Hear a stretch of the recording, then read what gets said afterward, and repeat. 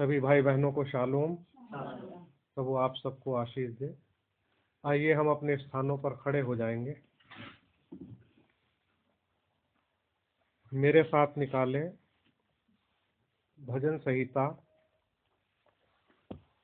और उसका 16वां अध्याय और उसकी 11 आयत हम पढ़ेंगे। इसको हिंदी में और इंग्लिश में दोनों में हम पढ़ लेंगे।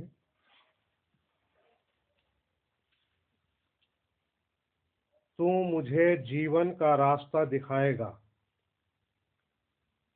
तेरे निकट आनंद की भरपूरी है,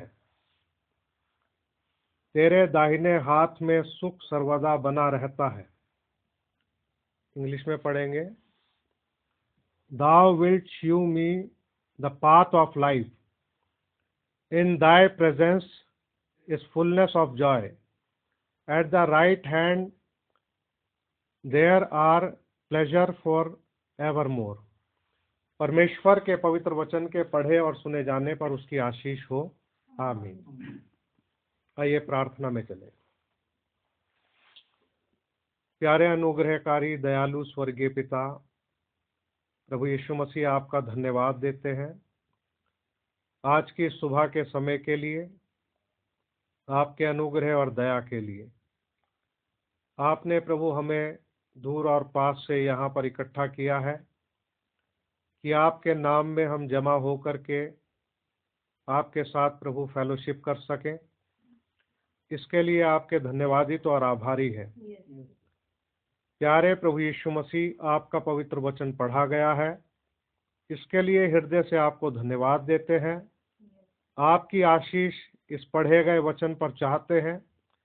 प्रार्थना करते हैं प्रभु यीशु मसीह कि आप अपने पवित्र आत्मा के द्वारा मार्गदर्शन करें और प्रभु जी हमें चंद शब्द दें कि आपके नाम में प्रभु कहे जा सकें और प्रभु हमारी आत्मिक उन्नति हो सके और हमारे हृदय के अंदर आप अपने पवित्र वचनों को अपने आत्मा के द्वारा बैठा दें। प्यारे प्रभु, हम अपने आप को आपके पवित्र और सामर्थी हाथों में देते हैं। हम पर अपने अनुग्रह और दया का हाथ रखें प्रभु। हमारे भूल चूक अपराधों को क्षमा करें और अपने अनुग्रह और ज्ञान में हमें बढ़ाएं। सारा आदर महिमा आपको मिले। प्रार्थना प्रभु यीशु मसीह के नाम में मांगते हैं। आमीन। आप लोग बैठ सकते हो।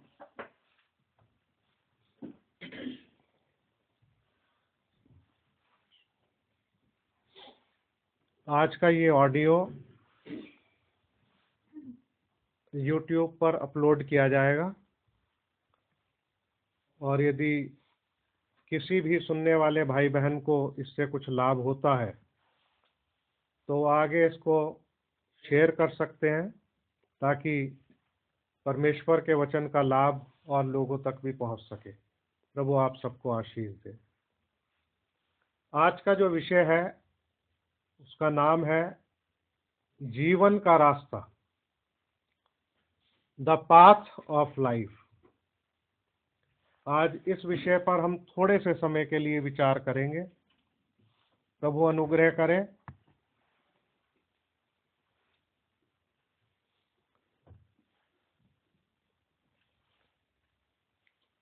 तो एक बार फिर से मैं आपके सामने रिपीट कर देता हूं। आज का विषय है द पाथ ऑफ लाइफ, जीवन का रास्ता। जैसा कि अभी हमने भजन संहिता 16 अध्याय की 11वीं आयत में पढ़ा है, Thou wilt show me the path of life. तू मुझे जीवन का रास्ता दिखाएगा।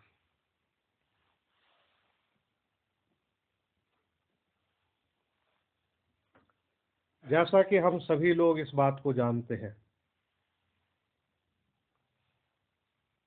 कि हर एक व्यक्ति संसार में आज किसी ना किसी रास्ते पर चल रहा है। कोई ना कोई मार्ग है जिस मार्ग को लोगों ने अपनाया हुआ है और उसके अनुसार वो उस मार्ग के ऊपर चल रहे हैं। बाइबल भी हमें ये बात बताती है कि हम सब ने अपना अपना मार्ग लिया हम सब ने अपना अपना मार्ग लिया। और प्रभु यीशु मसीह ने वचन के अंदर कहा है, प्रभु ने दो मार्ग के बारे में बताया है। एक मार्ग है, चौड़ा रास्ता है, जिस पर बहुत लोग चलते हैं, लेकिन अंत में वो मृत्यु को पहुंचता है। उसकी जो मंजिल है, वो जो चौड़ा मार्ग है जिस पर बहुत लोग चलते हैं, उस पर चलने वाले लोग जब अपनी मंजिल पर पहुंचेंगे तो आखिर में जाकर के उनको मृत्यु मिलेगी। और प्रभु यीशु मसीह ने कहा, सकरा है वो मार्ग और कठिन है वो रास्ता जो जीवन को पहुंचता है, बहुत थोड़े हैं जो उसको पाते हैं। यानी कि सकरे और कठिन मार्ग पर चलने वाले लोग बहुत थोड़े हैं, बहुत कम है। ये जो सकरा मार्ग है, कठिन रास्ता जो है, इस पर चलने वाला व्यक्ति, उसके साथ में अधिक लोग तो नहीं होंगे, लेकिन जब वो अपनी मंजिल पर पहुंचेगा तो उसको जिंदगी मिलेगी, उसको जीवन मिलेगा। और आज हमें इस बात पर ध्यान देना है और निर्णय करना है कि हमने जिस मार्ग को चुना है चलने के लिए, वो मार्ग चौड़ा है या सकरा मार्ग है। अगर वो सकरा और कठिन मार्ग है तो इसका मतलब यह है कि आपके साथ चलने वाले लोगों की संख्या बहुत कम होगी। और अगर आपके साथ चलने वालों की संख्या बहुत अधिक है तो हम इस बात को समझ सकते हैं कि ये वो मार्ग है जो चौड़ा है, इस पर बहुत लोग जा रहे हैं।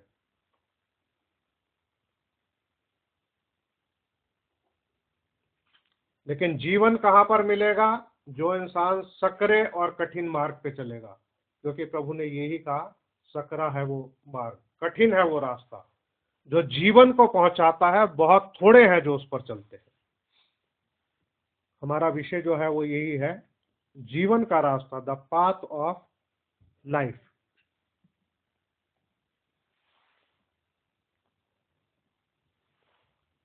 एक और बात पौलुस ने कही,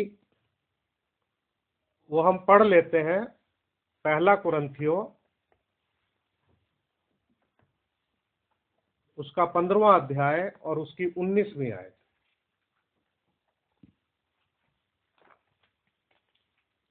पहला कुरिन्थियों उसका 15वां अध्याय और उसकी 19वीं आयत। यहां लिखा है, यदि हम केवल इसी जीवन में मसीह से आशा रखते हैं तो हम सब मनुष्यों से अधिक अभागे हैं। पौलुस हमें बता रहा है कि यदि हम इसी जीवन में मसीह से आशा रखते हैं तो हम सब मनुष्यों से अधिक अभागे हैं।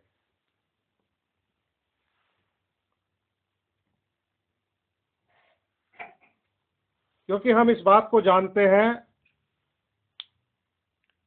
इस जीवन के अलावा भी एक और जीवन है। ये हमारी जो जिंदगी है, मसीही लोगों की जिंदगी कब्र पर जाकर के समाप्त नहीं हो जाती।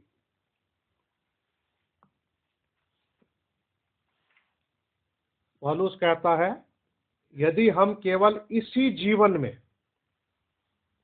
मसीह से आशा रखते हैं,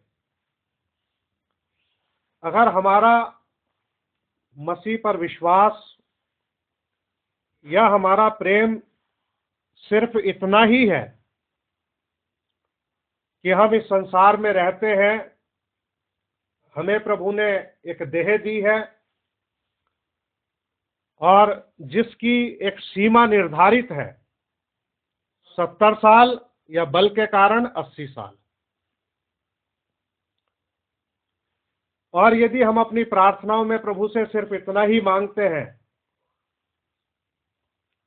कि प्रभु हमारे पास रहने के लिए अच्छा घर हो जाए, हमारे पास कोई अच्छी गाड़ी हो, हमारे पास पहनने के लिए अच्छे वस्त्र हो, हम अच्छा भोजन वस्तु को ग्रहण करें, अच्छी तरीके से अपने बच्चों का पालन पोषण करें, सिर्फ यदि हम इस जीवन का विचार करते हुए ही अगर प्रभु से वो चीजें मांग रहे हैं जो हमारे इस देह से संबंधित है, इस संसार में रहते हुए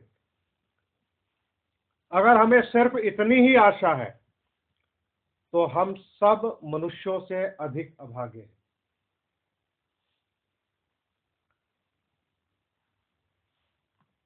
हमें सिर्फ ऐसा नहीं करना चाहिए कि सिर्फ हम इतना ही करें कि भाई अपने देह के लिए खाना पीना, पहनना, रहना, आराम, इन सब चीजों को प्रभु से मांगे, क्योंकि ये जिंदगी जो है ये कब्र पर जाकर के समाप्त हो जाती है।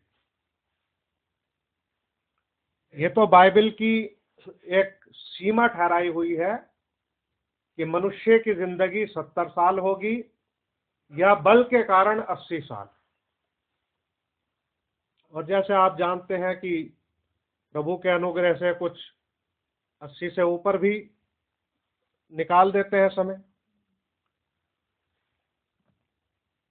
लेकिन हम इस बात को देखते हैं कि छोटे बच्चे 70-80 साल बिताए बगैर ही इस दुनिया को छोड़ के चले जाते हैं।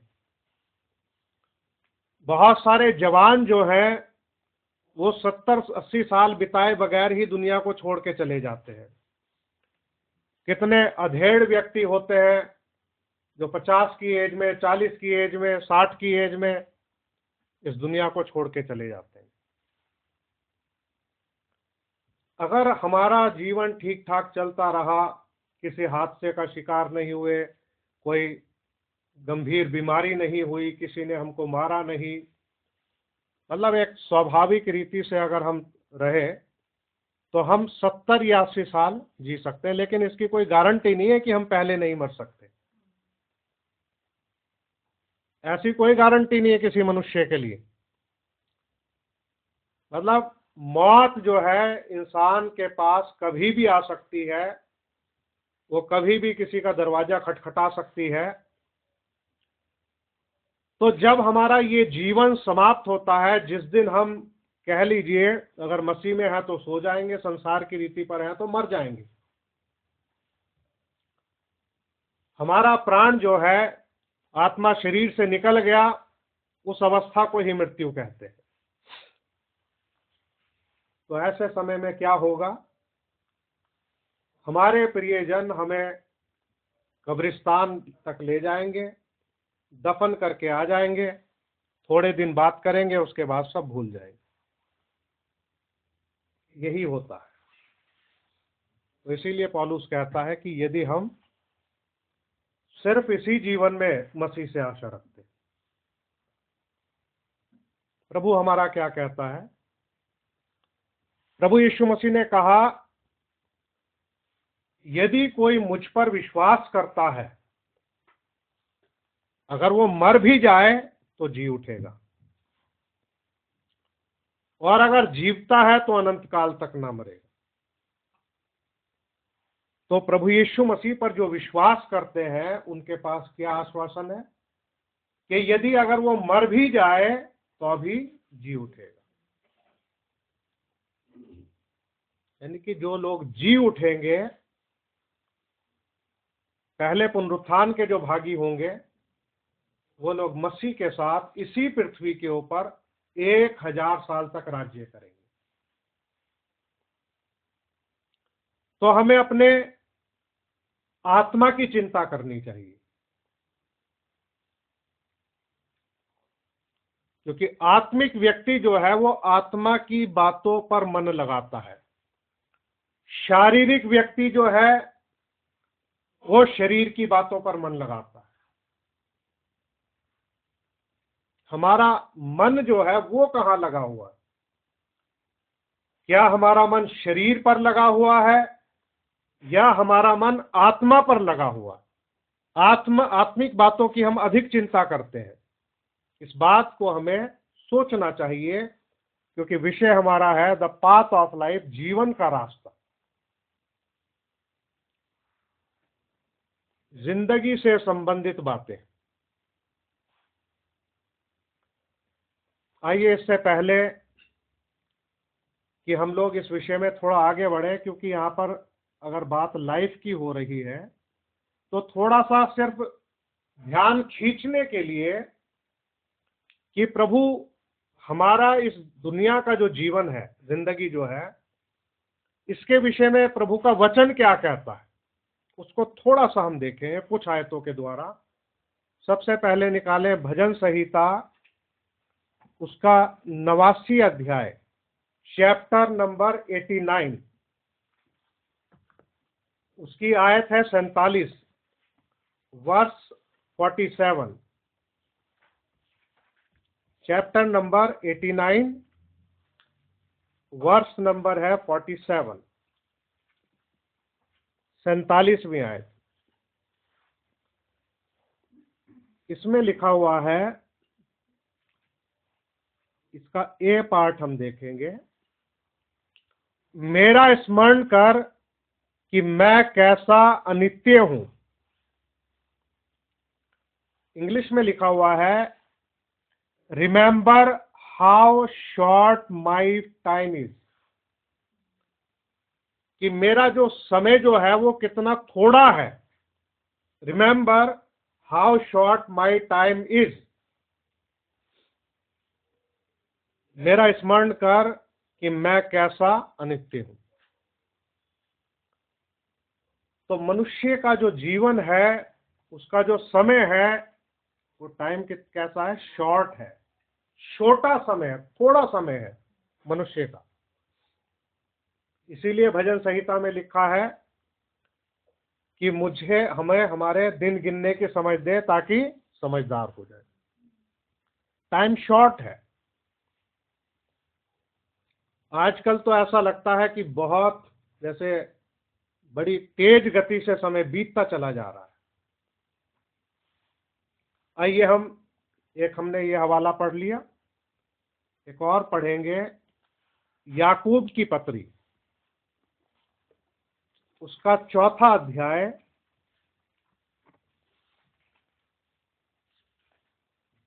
और उसकी 14वीं आयत।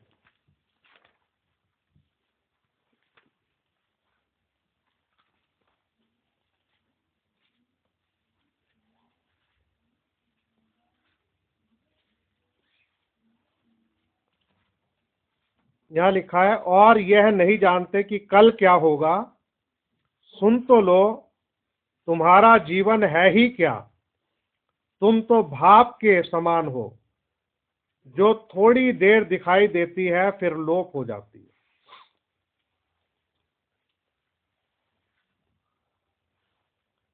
यहां पर याकूब क्या कह रहा है? थोड़ी सी ऊपर से भी पढ़ दूं आयत, क्योंकि इसमें काम की बात है। तुम जो ये कहते हो, आज या कल हम किसी और नगर में जाकर वहां 1 वर्ष बिताएंगे और व्यापार करके लाभ कमाएंगे, और ये नहीं जानते कि कल क्या होगा। अब याकूब इस बात को कह रहा है, बता रहा है कि इंसान की प्लानिंग कि किसी और नगर में जाएंगे या किसी देश में जाएंगे, वहां पर 1 वर्ष काम करेंगे, व्यापार करेंगे, कुछ कमाएंगे। वो कहता है, और यह नहीं जानते कि कल क्या होगा। सुन तो लो, तुम्हारा जीवन है ही क्या। तुम तो भाप के समान हो, जो थोड़ी देर दिखाई देती है और फिर लोप हो जाती है। तो अभी हमने भजन संहिता में देखा कैसा बताया जीवन, how short my time is.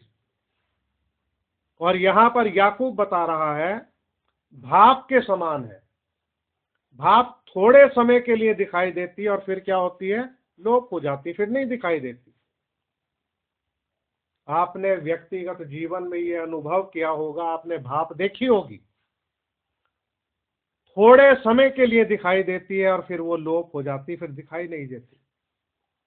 मनुष्य का जीवन ऐसा है, थोड़े समय तक तो दिखाई देगा, उसके बाद भाप के समान लोप हो जाएगा। आइए हम एक आयत और पढ़ लें। पुराने नियम से निकाले अय्यूब 14 अध्याय और उसकी पहली आयत। अय्यूब 14 अध्याय उसकी पहली आयत। मनुष्य जो स्त्री से उत्पन्न होता है वह थोड़े दिनों का और दुख से भरा रहता है। अब यहां पर हमें ये तीसरा हवाला मिला बाइबल से। मनुष्य जो स्त्री से उत्पन्न होता है वह थोड़े दिनों का और दुख से भरा रहता है। तो हमारा जो जीवन है वो कैसा है, थोड़े दिनों का है और दुख से भरा हुआ है।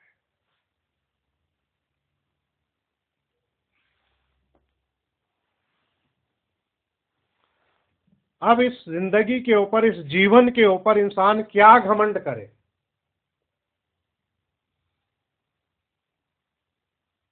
थोड़े से दिनों का, दुख से भरा हुआ, और ये दिन जो है जल्दी ही कट जाते हैं। देखते देखते वर्ष बीतते चले जाते हैं।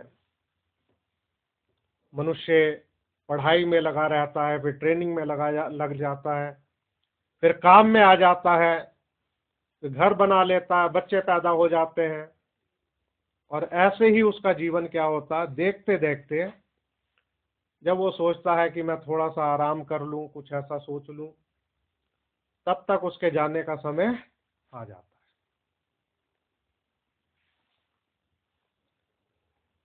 अगर मनुष्य का जीवन ऐसा है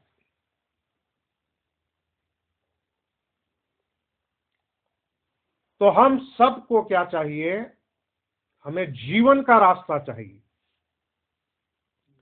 हमें एक ऐसे मार्ग की जरूरत है जिस पर यदि हम चले तो हमको जिंदगी मिले, और ये टेम्पररी वाली नहीं कि 70-80 साल की हो, बल्कि हमेशा की जिंदगी।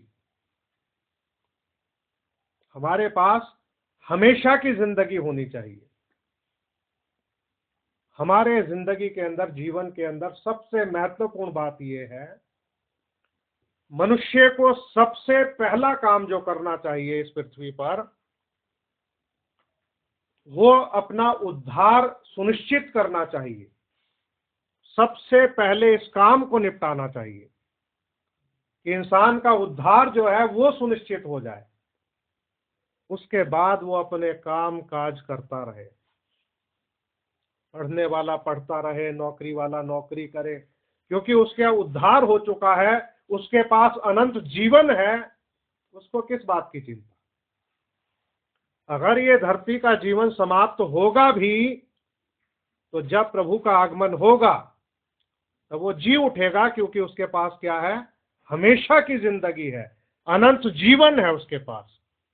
तो हमको ऐसे मार्ग की जरूरत है कि हम ऐसे मार्ग पर चलें कि हमें कंफर्म हो, पक्का हो, इस मार्ग पर अगर हम चलेंगे तो आखिर में जाकर के हमें जीवन मिलेगा। आज अगर संसार में आप देखें तो ना जाने कितने मार्ग हैं जिन रास्तों पर लोग चल रहे हैं, लेकिन हर एक मार्ग जो है आखिर में उनको कहीं ना कहीं पहुंचाएगा। लेकिन इस धरती के ऊपर एक व्यक्ति ऐसा था जिसका नाम प्रभु यीशु मसीह है। उसने क्या कहा, मार्ग, सच्चाई और जीवन मैं ही हूं, बिना मेरे द्वारा कोई पिता तक नहीं पहुंच सकता।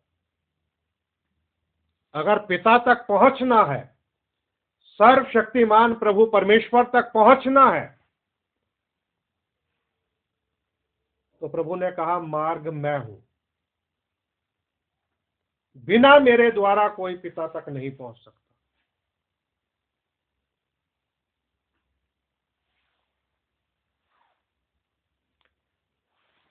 आइए हम थोड़ा सा आगे बढ़ेंगे। प्रभु ने ये जो कहा है मार्ग, सच्चाई और जीवन मैं ही हूं, ये यूहन्ना 14 अध्याय उसकी 5 और 6 आयत में आपको ये बात मिल जाएगी। लेकिन हम पढ़ेंगे उत्पत्ति की पुस्तक उसका 2 अध्याय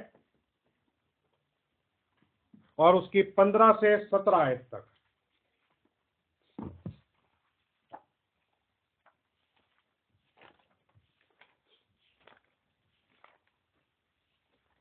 उत्पत्ति की पुस्तक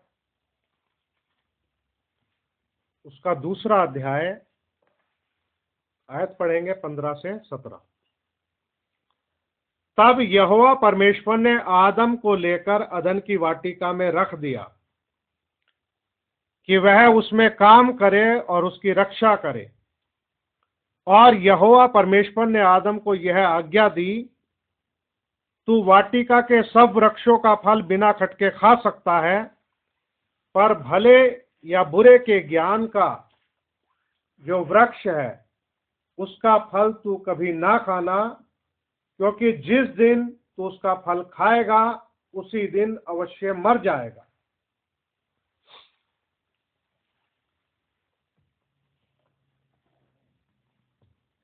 हम यहां पर इस बात को देखते हैं कि आदम के पास जो जीवन था वो एक शर्त पर आधारित था। अगर वो फल ना खाता तो वो हमेशा जीवित रहता। प्रभु ने कहा कि क्योंकि जिस दिन तू उसका फल खाएगा उसी दिन अवश्य मर जाएगा।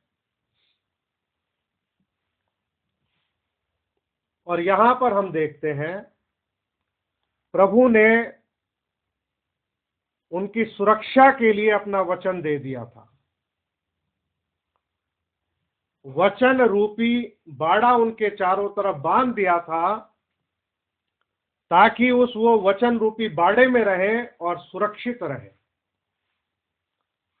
और परमेश्वर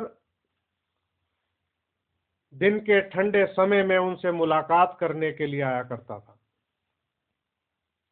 और वो उसकी उपस्थिति में रहा करते थे। आप जानते हो बाइबल बताती है तेरे निकट आनंद की भरपूरी। हिंदी में ऐसा लिखा है, जो हमने आयत पढ़ी है भजन संहिता 16 की 11 जो पढ़ी थी स्टार्टिंग में, इसमें लिखा है तेरे निकट आनंद की भरपूरी है। इंग्लिश में लिखा इन दाय presence is fullness of Joy, यानी कि तेरी उपस्थिति में आनंद की भरपूरी है। और आदम और हवा ये परमेश्वर की उपस्थिति में रहा करते थे। प्रभु आता था उनसे भेंट करने के लिए और वो उसकी उपस्थिति में रहा करते थे। अगर उसकी उपस्थिति में आनंद की भरपूरी है तो ये भरपूरी जो थी आदम और हवा दोनों के पास थी, क्योंकि जो भी उसकी उपस्थिति में रहेगा वो कैसा रहेगा? आनंदित रहेगा। आनंद की भरपूरी, फुलनेस ऑफ जॉय, ये उनके पास में था। उनके पास जिंदगी थी, जीवन था। प्रभु ने उनको अलर्ट किया कि इस वाटिका के वृक्षों के तुम फल खा सकते हो, लेकिन भले या बुरे के ज्ञान का जो वृक्ष है उसका फल कभी ना खाना, क्योंकि जिस दिन तुम उसका फल खाओगे उस दिन मर जाओगे। यानी कि वो दिन उनका आखिरी दिन होगा। उसके बाद उनको परमेश्वर की प्रेजेंस से बाहर जाना पड़ेगा, क्योंकि एक पापी व्यक्ति जो है उसकी प्रेजेंस में जा नहीं सकता, उसकी उपस्थिति में। वो उसकी उपस्थिति से डर के भागता है कि मैं पापी हूं।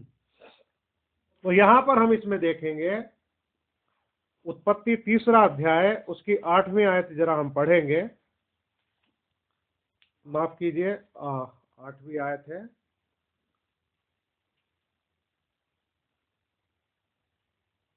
मैं इसकी 6 से पढ़ देता हूं आपके सामने। अतः जब स्त्री ने देखा कि उस वृक्ष का फल खाने के लिए अच्छा और देखने में मनभाऊ और बुद्धि देने के लिए चाहने योग्य भी है, तब उसने उसमें से तोड़कर खाया और अपने पति को भी दिया और उसने भी खाया। तब उन दोनों की आंखें खुल गई और उनको मालूम हुआ कि वे नंगे हैं। इसलिए उन्होंने अंजीर के पत्ते जोड़ जोड़कर लंगोट बना लिए। तब यहोवा परमेश्वर जो दिन के ठंडे समय वाटिका में फिरता था का शब्द उनको सुनाई दिया। तब आदम और उसकी पत्नी वाटिका के वृक्षों के बीच यहोवा परमेश्वर से छिप गए। यहां इंग्लिश में लिखा 3 अध्याय की 8वीं आयत, and they heard the voice of the Lord God walking in the garden in the cool of the day, and Adam and his wife hide themselves from the presence of the Lord God। यानी कि परमेश्वर की जो उपस्थिति थी, from the presence of the Lord God, यानी कि परमेश्वर की उपस्थिति से उन्होंने क्या किया, अपने आप को छिपा लिया। कि अब उसकी प्रेजेंस में, उसकी उपस्थिति में वो पहले तो दिल खोल के वो जाते थे क्योंकि वो फेलोशिप का टाइम होता था। अब क्योंकि इन्होंने गलती कर ली है, पाप हो गया है और इनकी आंखें खुल चुकी हैं, इनको मालूम हो गया है कि हम नंगे हैं, और इसलिए इन्होंने अपने आप को क्या किया, परमेश्वर की उपस्थिति से छिपा लिया। आदम, जिसको प्रभु ने जीवन दिया था, उनके ऊपर मौत ना आ जाए, प्रभु ने उनको मना किया था, भले बुरे के ज्ञान के वृक्ष का फल मत खाना। लेकिन स्त्री कमजोर थी और उसे जो है सर्प ने बहका दिया। सर्प के बहकाने में वो आ गई। अब हम यहां पर देखते हैं, अब मनुष्य जो है परमेश्वर की उपस्थिति से बाहर हो चुका है, उसकी उपस्थिति से बाहर हो चुका है। हमारा जो विषय है वो ये है, जीवन का रास्ता, द पाथ ऑफ लाइफ। फिर भी हमारा परमेश्वर दयालु है, अनुग्रहकारी है, विलंब से कोप करने वाला, अति करुणा में परमेश्वर है, दुख देने से प्रसन्न नहीं होता, ऐसा बाइबल में लिखा है। उसने अपनी गिरी हुई सृष्टि को छोड़ा नहीं और उसके लिए एक मार्ग तैयार करना शुरू कर दिया, और आदम और हवा के लिए उसने चमड़े के अंगरखे बना करके दिए, और वहां पर उनके लिए मेमने का बलिदान हुआ, यानी कि किसी का लहू बहाया गया, ताकि आदम और हवा को उनका तन जो है ढक सके। अब ये प्रभु के द्वारा बनाया गया एक मार्ग था उनके लिए, ये जीवन का रास्ता था, द पाथ ऑफ लाइफ। अब उन्हें इस रास्ते पर चलना था, और परमेश्वर के द्वारा दिखाए गए मार्ग पर वही चल सकता है जिसे प्रभु ने प्रकाशन दिया है, जिसके पास प्रकाश है। अन्यथा दूसरा कोई व्यक्ति उस मार्ग पे चल नहीं सकता। जैसा कि हम जानते हैं कि हाबिल के पास प्रकाशन था, कैन के पास प्रकाशन नहीं था।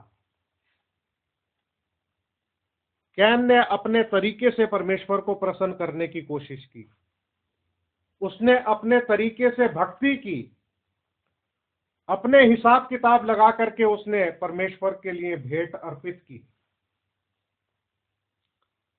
लेकिन जो हाबिल था, उसका जो बलिदान था वो मोर एक्सीलेंट था। प्रकाशन के अनुसार था वो, उसके पास ये प्रकाशन था कि बिना लहू बहाए पापों की क्षमा नहीं, और इसलिए उसने लहू वाला बलिदान दिया। और उसकी लहू वाली कुर्बानी जो थी, उसने परमेश्वर को प्रसन्न कर दिया, क्योंकि वो मोर एक्सीलेंट था, प्रकाशन के साथ था, उसको प्रकाशन मिला था। तो अब इस जो जीवन का जो रास्ता है जो प्रभु उनको दे रहा है, अब आगे तक प्रभु उनको धीरे धीरे धीरे धीरे अपने वचन देता रहेगा, ताकि इंसान उस जीवन के मार्ग पर चलता रहे।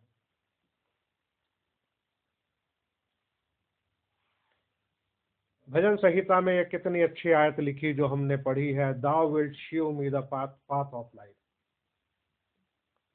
तू मुझे जीवन का रास्ता दिखाएगा। जीवन का रास्ता जो है परमेश्वर के सिवाय और कोई दिखा नहीं सकता। वही प्रकाशन देता है, वही अंधों की आंखें खोलता है। किसी भी इंसान की आंखों में प्रकाश वही देता है, ताकि इंसान देख सके, समझ सके, पहचान सके। आज हमें परमेश्वर का धन्यवादित और आभारी होना चाहिए, और इस बात के लिए धन्यवाद देना चाहिए कि प्रभु तेरा धन्यवाद हो कि तूने हमारी आंखों को खोला है, ताकि हम तेरे प्रिय पुत्र अपने उद्धारकर्ता प्रभु यीशु मसीह पर विश्वास कर सके। बहुत से लोग उसको नहीं देख सके, उसे नहीं समझ सके, क्योंकि उनकी आंखें जो थी बंद थी। लेकिन प्रभु ने कहा, यीशु मसीह जब आए, कि मैं इसलिए आया हूं ताकि जो अंधे हैं वो देखने लगे, और जो देखते हैं वो अंधे हो जाए। अगर आज हम प्रभु यीशु मसीह के पास हैं, ये तीनों आयत बहुत प्यारी है। तू मुझे जीवन का रास्ता दिखाएगा, तेरे निकट आनंद की भरपूरी है, तेरे दाहिने हाथ में सुख सर्वदा बना रहता है। अगर आपने अपने जीवन में कोई ऐसा दिन जो सिर्फ और सिर्फ आपने प्रभु के साथ बिताया हो, जो आपका जिंदगी का बेस्ट दिन हो, उसको याद करके देखो।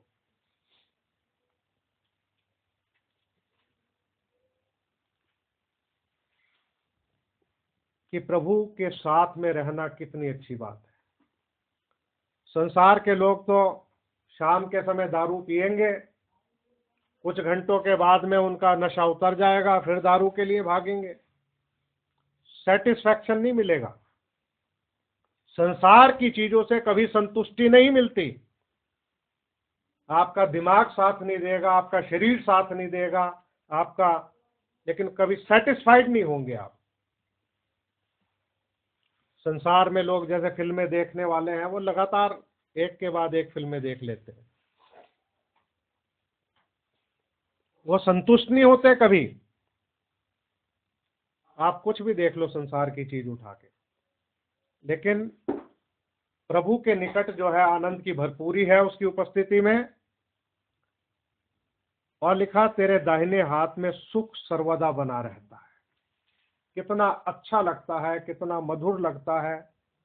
कोई इंसान को भय महसूस नहीं होता प्रभु के नजदीकी में, सब कुछ अच्छा लगता है। इंसान का हृदय जो है आनंदित रहता है, मगन रहता है। संसार की उसके पास कोई चीज नहीं होती। लेकिन प्रभु के वचन जो है उसको क्या कर देते हैं, आनंदित और मगन कर देते हैं। कैसा अद्भुत आनंद है, ऐसा आनंद आपको मिलेगा नहीं कहीं। भाई एक बार इंसान जो है प्रभु की उपस्थिति में आ जाए, उसकी प्रेजेंस में आ जाए, उसके प्रेजेंस में आनंद की भरपूरी है। तो हमें प्रभु का धन्यवाद करना चाहिए कि उसने ये मार्ग हमको दिखाया है कि हम इस मार्ग पे चलें। और यहां तक कि वो स्वयं आया उस देह में और उसने कहा कि मार्ग, सच्चाई और जीवन मैं हूं। तो मार्ग, सच्चाई और जीवन है। तो देखिए, जीवन आदम और हवा के पास था, लेकिन शर्त पर आधारित था। और शैतान कामयाब हुआ हवा को डिसीव करने में, उसको बहकाने में वो कामयाब हो गया। और अब ये प्रभु की प्रेजेंस से जो है दूर हो गए। आइए हम एक आयत पढ़ें और एक कॉमन बात देखें जो सभी मनुष्यों के लिए है। पृथ्वी पर जितने भी मनुष्य हैं, सारे मनुष्यों के लिए बाइबल क्या कहती है। मेरे साथ निकालें रोमियो उसका 3रा अध्याय, रोमियो की पत्री उसका 3रा अध्याय। बेटा नए नियम में निकालना है।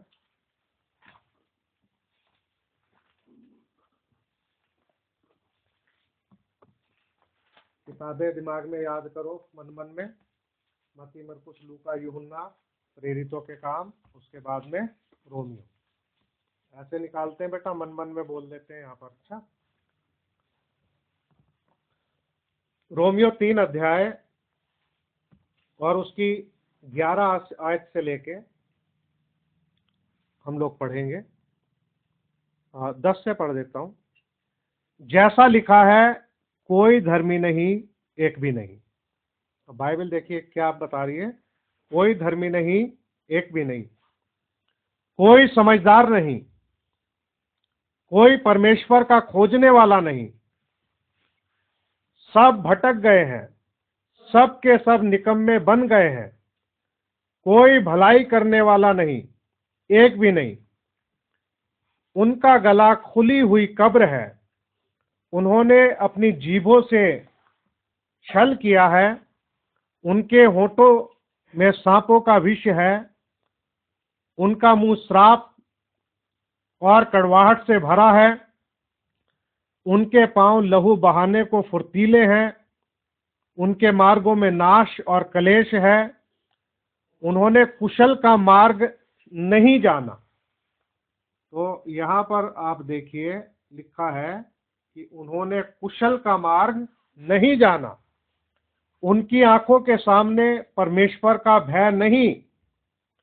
हम जानते हैं कि व्यवस्था जो कुछ कहती है उन्हीं से कहती है जो व्यवस्था के अधीन है, इसलिए कि हर एक मुंह बंद किया जाए और सारा संसार परमेश्वर के दंड के योग्य ठहरे। तो यहाँ पर लिखा है सारा संसार परमेश्वर के दंड के योग्य ठहरे,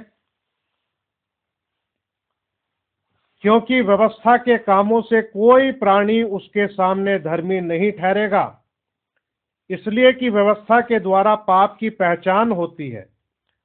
परंतु अब व्यवस्था से अलग परमेश्वर की वह धार्मिकता प्रकट हुई है जिसकी गवाही व्यवस्था और भविष्यद्वक्ता देते हैं, अर्थात परमेश्वर की वह धार्मिकता जो यीशु मसीह पर विश्वास करने से सब विश्वास करने वालों के लिए है, क्योंकि कुछ भेद नहीं। तो बाइबल क्या कह रही है? परंतु अब व्यवस्था से अलग परमेश्वर की वह धार्मिकता प्रकट हुई है जिसकी गवाही व्यवस्था और भविष्यद्वक्ता देते हैं, अर्थात परमेश्वर की वह धार्मिकता जो यीशु मसीह पर विश्वास करने से सब विश्वास करने वालों के लिए। तो यीशु मसीह पर विश्वास करने के द्वारा हम धार्मिक गिने जाते हैं। बाइबल यहाँ पर बताती है कि सारे संसार को परमेश्वर के दंड के योग्य ठहरे, सारा संसार परमेश्वर के दंड के योग्य ठहरे। सब ने अपना अपना मार्ग लिया। तो ये जो सुसमाचार जो है कि प्रभु यीशु मसीह हमारे पापों के लिए मारा गया, गाड़ा गया, तीसरे दिन मुर्दों में से जी उठा, ये हर एक मानव जाति के लिए, हर एक व्यक्ति के लिए है। ये अगर कोई विश्वास करेगा तो परमेश्वर उसको धार्मिक ठहराएगा। और यही हमारे लिए परमेश्वर की धार्मिकता है और हमारे लिए ये परमेश्वर का मार्ग है, क्योंकि हम सब ने अपना अपना मार्ग ले लिया। और कुशल का मार्ग लिखा है, कुशल का मार्ग नहीं जाना। ये कुशल का मार्ग है, यानी कि जो रास्ता परमेश्वर दिखाता है, कि वो क्या कहता है कि तू मुझे जीवन का रास्ता दिखाएगा। ये जो जिंदगी का रास्ता है, ये शांति का रास्ता है, ये कुशल का रास्ता है। आज हमें इस रास्ते की जरूरत है कि हम इस मार्ग पर चल सके।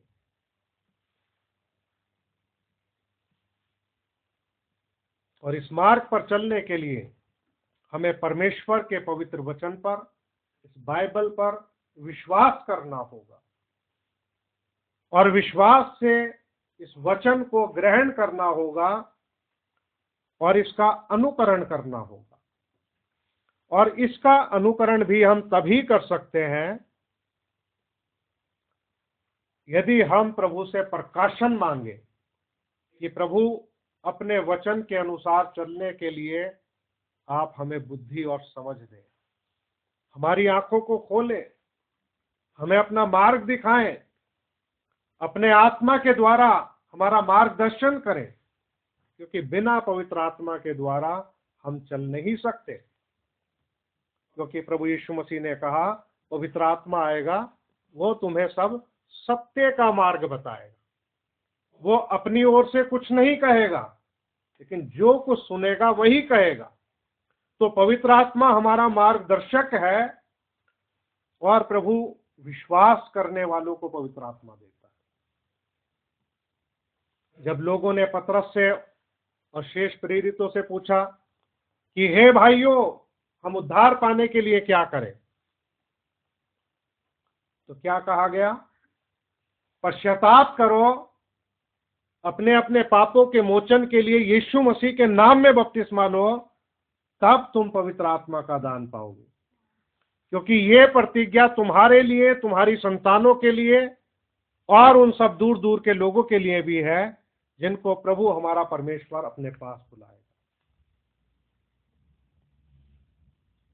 तो परमेश्वर के द्वारा दिखाया गया जो रास्ता है वो प्रभु यीशु मसीह। प्रभु यीशु मसीह को फॉलो करके, उसके पीछे चल के हम पिता तक पहुंच सकते हैं। और बाइबल के अंदर लिखा है कि यदि इस मार्ग पर मूर्ख भी चलेगा वो भी नहीं भटकेगा। मूर्ख के लिए भी ये गारंटी है कि अगर मूर्ख भी इस मार्ग पर चले तो वो भी नहीं भटकेगा।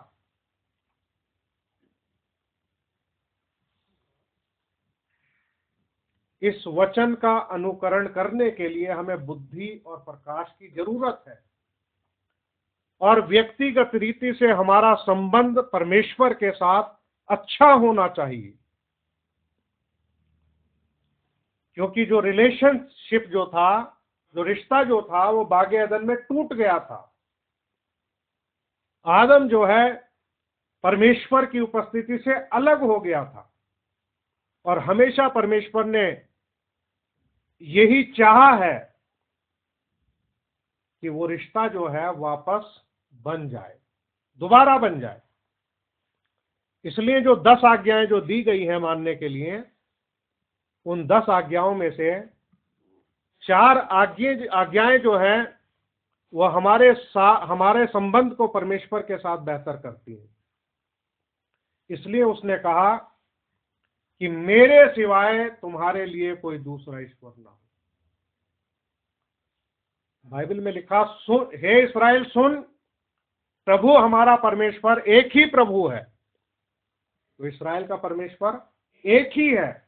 वो कहता है कि मेरे सिवाय तुम्हारे लिए कोई दूसरा ईश्वर ना हो। अगर हम सिर्फ और सिर्फ ये विश्वास रखें कि हमारा प्रभु परमेश्वर एक ही है, तो परमेश्वर के साथ हमारा रिश्ता जो है वो मेंटेन हो जाता है।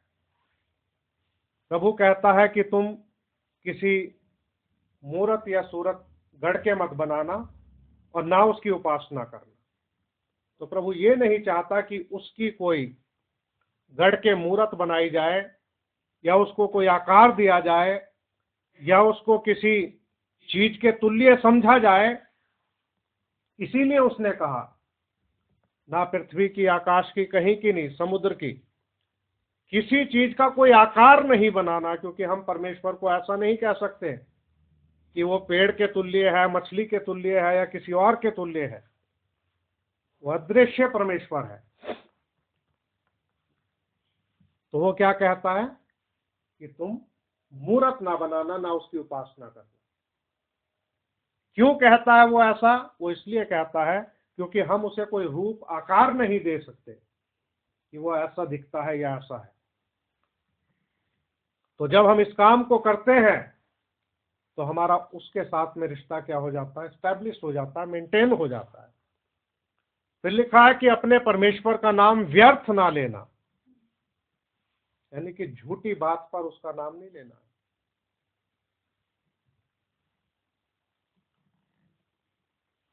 और सबत के दिन को पवित्र मानना है, ऐसा प्रभु बताता है। बाकी जो आज्ञाएं हैं वो मनुष्य के साथ हमारा रिश्ता जो है ठीक बनाती है। जितनी भी आज्ञाएं हैं, चाहे वो व्यभिचार से संबंधित हो, चोरी से संबंधित हो, लालच से संबंधित हो, माता पिता से क्या आज्ञाकारिता की बात हो, ये सब मनुष्य के साथ हमारा रिश्ता क्या करती है? सुधारती है। तो परमेश्वर के पास जो संदेश है वो मेल मिलाप का संदेश है, और हमें जो संदेश सौंपा गया है वो मेल मिलाप का संदेश है कि हमारा रिश्ता परमेश्वर के साथ भी बेहतर हो और मनुष्यों के साथ भी हमारा रिश्ता कैसा हो? बेहतर हो, अच्छा हो। लेकिन तरह तरह के विचारों की वजह से आज इंसान क्या है? अलग अलग है, छिन्न भिन्न है। और आज इतने ढेर मार्ग, इतने प्रकार के विश्वास जिनकी चर्चा इस दुनिया में हो रही है, इसीलिए दिखाई देता। जबकि बाइबल हमें बताती है एक ही प्रभु है, एक ही विश्वास है, एक ही आशा है, एक ही बपतिस्मा है। लेकिन आज लोग विचारों में बढ़ चुके हैं, इसलिए दो लोग भी एक मन के नहीं हो पाते, क्योंकि विचारों ने लोगों को क्या कर दिया है? बांट दिया है। लेकिन हम सबके विचार कहां? परमेश्वर के वचन में ही एक होते हैं। यहीं पर इंसान एक हो सकता है, यूनाइट हो सकता है, यीशु मसीह के लहू के द्वारा। तो प्रभु आप सबको आशीष दे। आज ये छोटा सा विषय आपके सामने रखा गया है, जीवन का रास्ता, द पाथ ऑफ लाइफ। तो हम ये विश्वास करते हैं कि मार्ग, सच्चाई और जीवन प्रभु यीशु मसीह ही है। उसी को हमने क्या करना है? फॉलो करना है। वो हमारे लिए जीवन का रास्ता है, क्योंकि उसने खुद कह दिया, मार्ग, सच्चाई और जीवन मैं ही हूं, कि बिना मेरे द्वारा पिता तक कोई नहीं पहुंच सकता।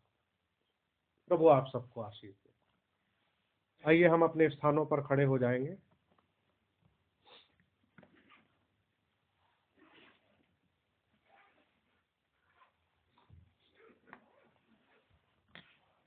और एक गीत गा लेते हैं, डायरी देना है।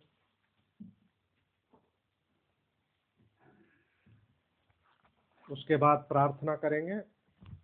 और वचन तेरा है प्रभु, जीवन की ज्योति है, वचन तेरा है गुरु, अनंत जीवन है।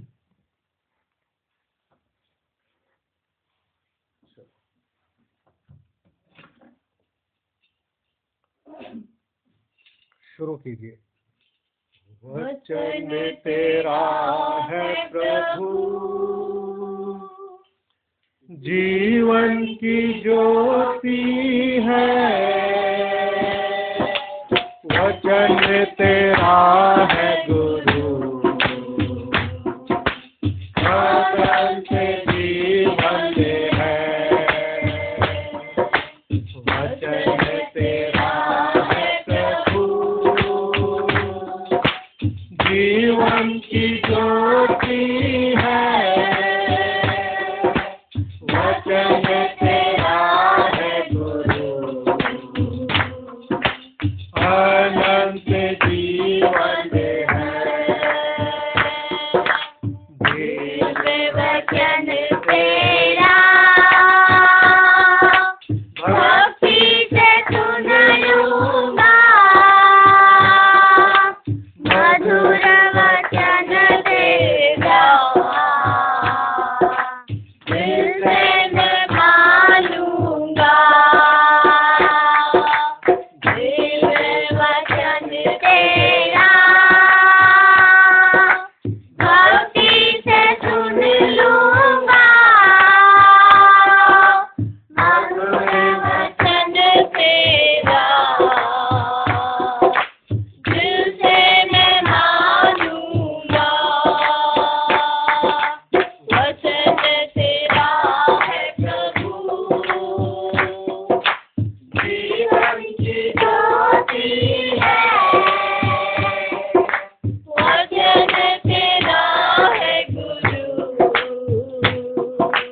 अनंत जीवन है, दुख मिटाता है, अमर वचन तेरा, प्यास बुझाता है, मीठा वचन तेरा,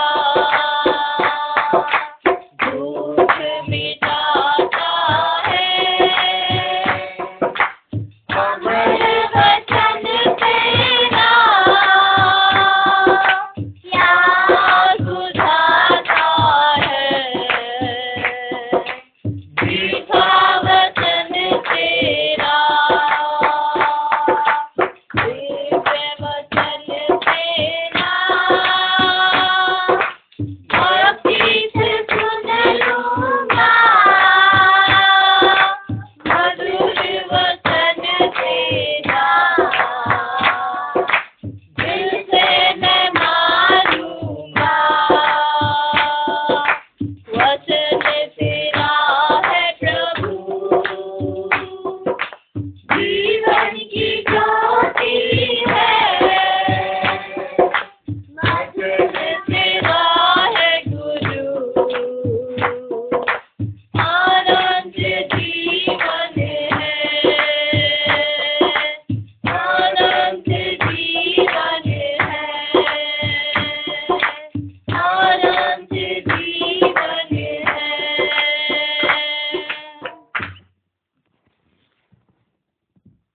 आइए हम लोग प्रार्थना में चलते हैं।